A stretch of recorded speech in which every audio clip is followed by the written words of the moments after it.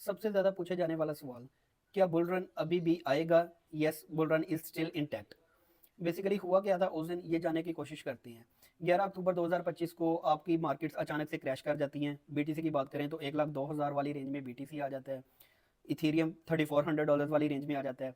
Solana $179 वाली range में आ जाता है, सॉरी $169 वाली रेंज में।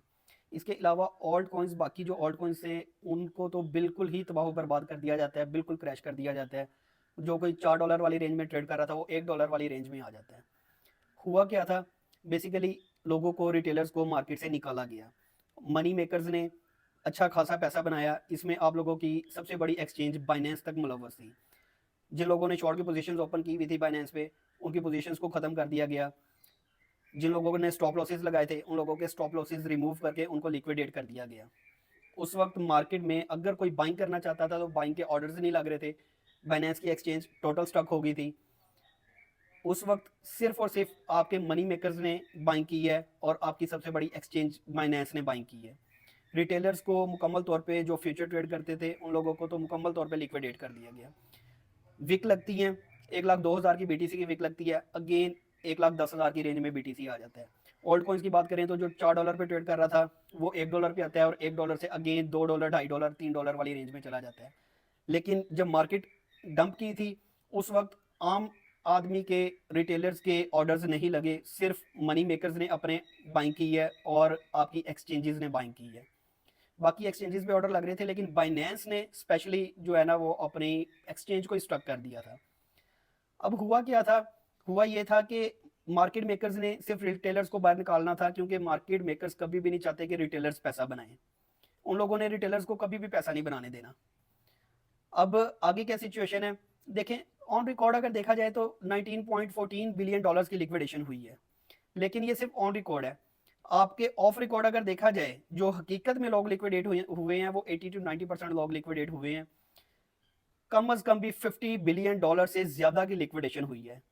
आप लोगों की जिसमें आप लिक्विडेशन देखते हैं कॉइन ग्लास, वो तक स्टक हो गया था, क्योंकि 1 मिनट में मेरे ख्याल में वो 1 से कुछ परसेंट होते हैं जो लिक्विडेशन वो कैच कर पाती है कॉइन ग्लास भी। लेकिन इतने कम टाइम में जो लिक्विडेट हुए हैं लोग, उनको कैच ही नहीं किया जा सकता था जितने लोग लिक्विडेट हुए हैं। अब क्या सिचुएशन है, अब ये सिचुएशन है कि मनी मेकर्स ने एक तो लिक्विडेट करके लोगों को पैसा बनाया, एक्सचेंजेस ने लिक्विडेट करके लोगों को पैसा बनाया और नीचे अपनी बाइंग की है। ऑल्ट कॉइन्स को उन लेवल्स पे मार्केट मेकर्स ने कभी भी नहीं खरीदना था, क्योंकि ऑल्ट सीजन आना है। बीटीसी आपने ऑल टाइम हाई लगा लिया, बीटीसी ने, इथीरियम ने ऑल टाइम हाई लगा लिया। अब ऑल्ट सीजन की बारी आनी थी, लेकिन मनी मेकर्स ने उस लेवल से कभी भी ऑल्ट कॉइन्स को नहीं खरीदना था। इस वजह से उन्होंने पहले लिक्विडेशन लोगों की करके पैसा बनाया और बिल्कुल एंड से नीचे से उन लोगों ने अपने बाइंग के ऑर्डर्स लगाए, बाइंग की। और आप इस चीज का अंदाजा लगा सकते हैं कि जब मनी मेकर्स ने उन लेवल से बाइंग की है तो मार्केट कहां तक पंप कर सकती है, ऑल्ट कॉइन्स कहां तक पंप कर सकते हैं। जहां पे market alt coins already trade कर रहे थे वहां तक भी अगर मार्केट आती है तो उनका 3x 4x तो आराम से हो जाएगा। अगर कॉइन $4 पे ट्रेड कर रहा था, $1 से उन्होंने बाई किया, तो $4 आने तक उन लोगों ने 3x ऑलरेडी बना लेना है और उसके बाद भी ऑल्ट कॉइन पंप करेंगे। लेकिन फ्यूचर ट्रेडर्स को तो सबको एग्जिट कर दिया गया। स्पॉट वालों की बचत होगी है, स्पॉट वालों का ऑब्वियसली पोर्टफोलियो अभी डाउन है, लेकिन वक्त के साथ साथ रिकवर हो जाएगा। बहुत ज्यादा टाइम नहीं लगेगा। मेरे एनालिसिस के मुताबिक ज्यादा से ज्यादा 1 से 1.5 माह के अंदर दोबारा से ऑल्ट कॉइन्स जिन पोजीशंस पे ट्रेड कर रहे थे उनसे भी ऊपर ट्रेड कर रहे होंगे। ऑल्ट सीजन बिल्कुल आएगा, इस साल के लास्ट में पूरी उम्मीद है कि ऑल्ट सीजन आएगा। मनी मेकर्स ने सिर्फ पैसा बनाया है, ये मैनिपुलेशन हुई है, टोटली तौर पर मैनिपुलेशन हुई है। आपकी एक्सचेंजेस अंदर इन्वॉल्व थी, सिर्फ उन लोगों ने अपनी बाइंग की खातिर लोगों को लिक्विडेट की है और अपनी बाइंग बनाई है। अगर मार्केट मेकर्स ने बाई की है, एक्सचेंजेस ने बाई की है, तो आप लोगों को क्या लगता है कि बुल रन अब नहीं आएगा, ऑल्ट सीजन अब नहीं आएगा?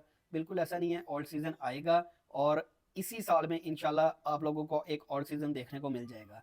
तो जिन लोगों के पास एसेट्स हैं, स्पॉट में बाइंग की हुई थी, वो तो होल्ड कर लें, और अगर एसेट्स मजीद हैं तो डीसीए कर लें, ऑल्ट कॉइन्स में डीसीए करें। क्योंकि बीटीसी तो हमने ऑलरेडी प्रिडिक्ट किया हुआ था कि इस रेंज में आ सकता है, इथीरियम को भी प्रिडिक्ट किया था इस रेंज में आ सकता है। बीटीसी, इथीरियम, सोलाना, हमें उनमें परेशानी नहीं है। लेकिन मेजर जो लिक्विडेट लोग हुए हैं और मेजर जो क्रैश आया है वो ऑल्ट कॉइन्स में आया है। तो ऑल्ट कॉइन्स को बाई करें।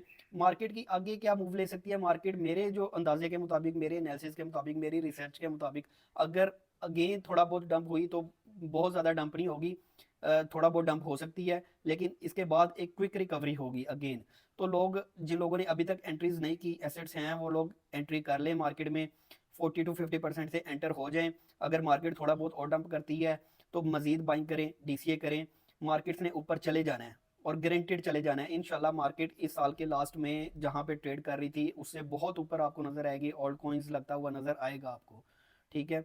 लेकिन फ्यूचर वालों के साथ जो कुछ हुआ है वो तो हो गया है, फ्यूचर वाले तो बेचारे लिक्विडेट हो गए हुए हैं। इसलिए मैं आप लोगों को बोलता हूँ कि स्पॉट ट्रेडिंग किया करें, फ्यूचर से थोड़ा बहुत परहेज किया करें। अगर फ्यूचर भी कर रही हैं तो बाकायदा स्टॉप लॉस लगाएं। लेकिन ऐसी सिचुएशन में जो 11 अक्टूबर को हुआ है, स्टॉप लॉस भी वर्क नहीं किए, स्टॉप लॉसेस को भी हटा दिया गया। चलें, जो कुछ हुआ है। बाकी ये है कि ये भी मैं आप लोगों को बताता आया हूँ कि आप लोग इथीरियम और सोलाना में अपना 40 to 50% इथीरियम और सोलाना को बाई किया करें। क्योंकि अब देख लें कि इथीरियम और सोलाना इतना ज़्यादा डंप नहीं किए जितना ऑल्ट कॉइन्स डंप किए हैं बाकी, ठीक है। अगर आपका 50 to 60% सोलाना और इथीरियम में होता तो आप लोग इतनी ज़्यादा लॉस में ना होते जितने ज़्यादा लॉस में अभी हैं। तो कोई बात नहीं, जो कुछ हुआ। लेकिन अब आप इथीरियम और सोलाना को छोड़ के बाकी ऑल्ट कॉइन्स में बाय करें, क्योंकि बाकी ऑल्ट कॉइन्स जहाँ पे आपको अभी मिल रही हैं, मेरा नहीं ख्याल कि दोबारा इन लेवल्स पे मिल सकते हैं। तो बाकी सोलाना और इथीरियम को छोड़ के बाकी ऑल्ट कॉइन्स में जितना बाइंग कर सकते हैं बाइंग करें। 40 to 50% से तो अभी एंटर हो जाएं। थोड़ी बहुत अमाउंट अपने पास सेव रखें, अगर मार्केट में थोड़ा बहुत डंप और आता है तो मजीद आप एंट्रीज कर सकें और डीसीए कर सकें।